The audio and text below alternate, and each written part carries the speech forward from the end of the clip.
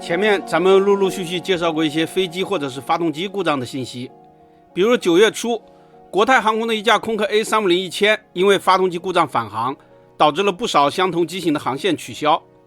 有朋友当时就在问，现在消费者在酒店吃坏了肚子，会向店家索赔医药费，甚至还有误工费等等，买到了续航缩水的电动车也会拉航幅抗争。那么动辄几十亿元的飞机如果出现了质量问题，会向用户赔偿吗？今天咱们简单聊一聊。这个赔偿当然也是有的，如果长期关注航空资讯，应该经常能够听到波音和空客向客户赔偿的消息。全球比较著名的飞机赔偿来自于波音737 MAX 8，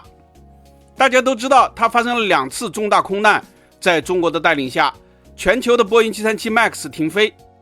波音后来就这件事主动赔偿了25亿美元，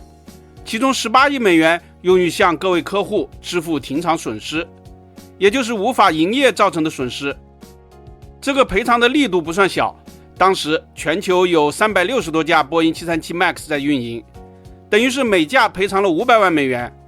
这比许多航空公司2年的单季利润还要高。它的计算方式基本上是从停厂开始赔到美国联邦航空局批准复飞之后为止，也就是说谁比较早的复飞谁就合适。如果因为各种原因一直不复飞，那后面的损失就是自己的了。不过飞机只在重大质量问题时赔款，平时各种适航指令导致的停飞维护并不补偿。飞机厂家经常会发布适航指令，也就是要求用户进行某些检查或者修正，其中可能用新备件替代有瑕疵的旧备件，或许会导致停厂1-2天。很多时候飞机厂商或许会免费提供落实指令的备件包，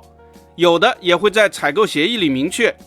多年来几乎没有听过哪家航空公司因此索要赔偿的。波音和空客也并不是每次都主动赔，经常有打官司的新闻。但是与索要赔偿相比，更令航空公司着急的是获取备件。有些备件不值钱，却可以让飞机停厂1-2个月。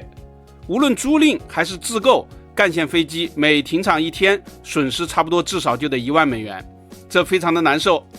所以当发生批次性故障时，厂家都必须赶紧提供备件。今年以来，航空业最严重的批次性问题来自于普惠的 GTF 发动机，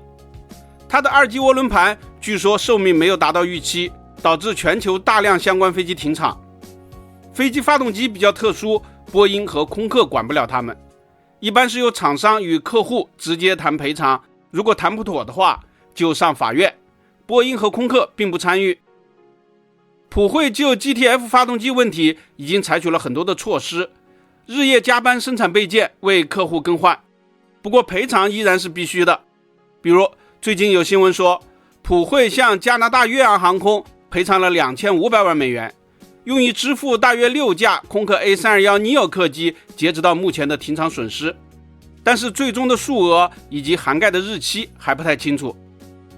这就是飞机发动机赔偿的大概情况，或许有疏漏，欢迎朋友们批评指正。本期咱们就聊到这里，下期见。